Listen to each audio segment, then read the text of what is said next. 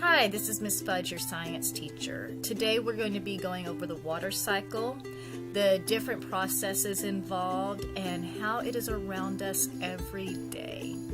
So we'll be looking at some pictures and discussing a few key words and vocabulary terms that you... In this first picture, we're going to look at a few key words such as precipitation, evaporation, and runoff.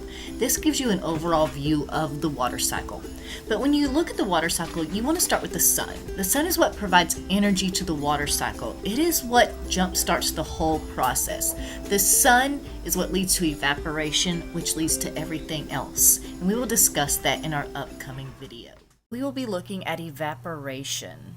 Now, most evaporation occurs over the ocean, which, fun fact, is why the ocean level remains steady over time. Evaporation begins with heat energy from the sun, which causes water to turn into a gas known as water vapor. We see water vapor around us every day. We see water vapor when we cook.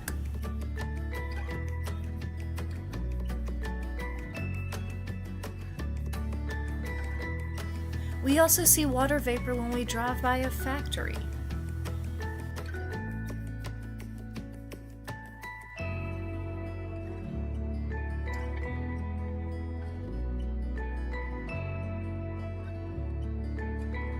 Water vapor also occurs in your shower. As you can see, water vapor is all around us, including a plant's leaves. The term for this is transpiration, which is the evaporation of water vapor from a plant's leaves. So far, we've discussed the role of the sun as the energy source in the water cycle and evaporation. In our next video, we'll discuss condensation, precipitation, and runoff.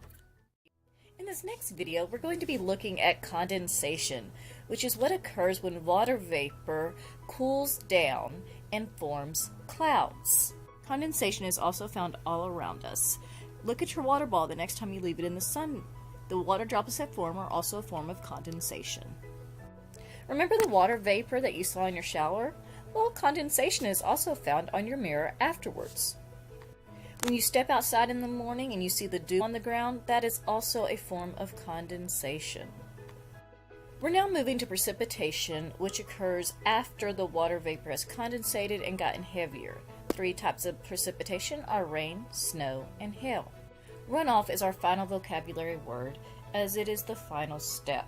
Precipitation hits the earth and runs off into the rivers and streams.